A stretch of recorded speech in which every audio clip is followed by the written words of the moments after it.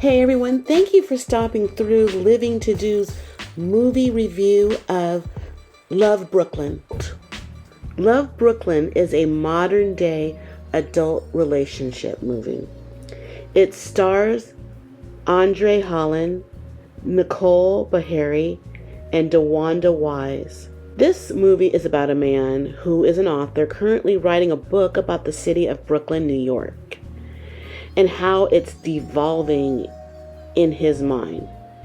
It's not what it used to be, and he alludes to the fact that it's due to gentrification. He has a conflict with his book editor.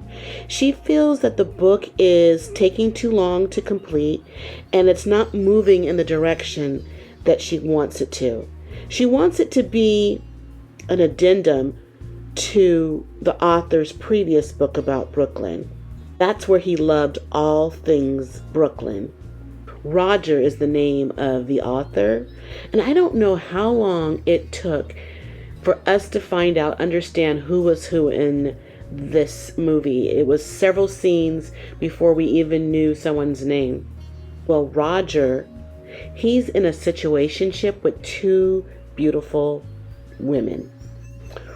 One with Casey. Now, she's played by the beautiful Nicole Beharie, where we find out much later in the movie that Casey is Roger's previous girlfriend. She owns an art gallery, and she's having trouble keeping it.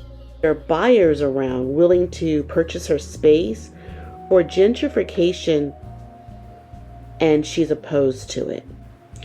She's a Brooklyn native, and we know how people feel about their home, and they hate to see it go that way, so she's trying to hang on to her property. And Nicole, the character Nicole in the movie, who is equally beautiful, played by DeWanda Wise. Nicole is a widow, and she has a small child. Her husband died in a car accident, or they just said an accident. Both modern day women know about each other's situationship with Roger. Casey, Roger's previous girlfriend, she seems to want him at arm's length. Clearly hasn't dealt with her feelings about Roger. They get along. It's playful cat and mouse. They go out on dates. They don't have a sexual relationship, but they're around each other, intimately talking, close, and they just know they're very familiar with one another. Wish the movie delved into the reason for their breakup.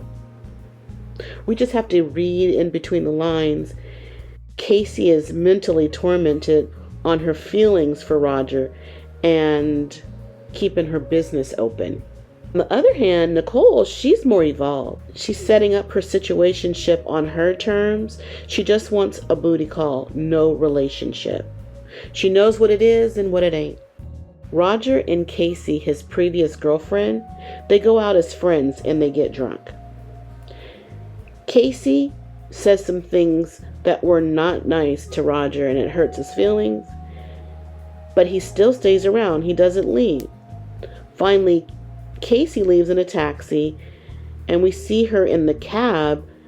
She's like unraveling some thoughts about what she just did, how she behaved towards Roger. And the way I see it, Roger is like her big head. Hey, big head. He's always around when you call. Meanwhile, Roger goes over to Nicole's house and bangs on her door, drunk, in the middle of the night. She finally opens the door and she questions what he's doing. Why are you here at this time of night, banging on my door like this? In talking to him, she gets to thinking, and she mentions her deceased husband and that she really misses him, and that she can't believe that her life has come to this, answering the door in the middle of the night to a drunken man for a booty call.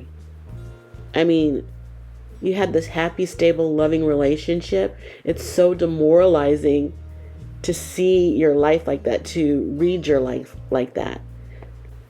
Nicole is going to let him on in, but after hearing those words, I'm thinking Roger thought better of her to go into her house at this moment. I'm not sure that he thought better of himself, but this is where the song Breaking Point by Leon Thomas starts to play. However, the next night, Roger goes over to Casey's house and explains to her that they can no longer see each other for a while. Without Roger going into any details of what he's really saying, she understands because she's hurt and she knows it's for the better. She eventually comes to that conclusion. I mean, honestly, neither one of them can heal with the other one around. I just want to know what happened in this relationship, what broke it up. Later we see Roger has a change in his perspective about his novel. His novel is now about an evolving Brooklyn, New York. Brooklyn anew. Roger narrates in the movie, he makes a correlation to his new perspective about his book, his novel on the new Brooklyn and his dating life. He remembers what Brooklyn was, the bad and the good, and what Brooklyn is now, the bad and the good.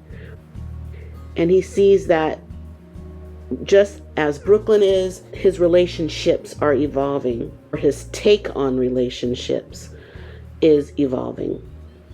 It wasn't a heavy movie, but it had a lot of think pieces about relationships.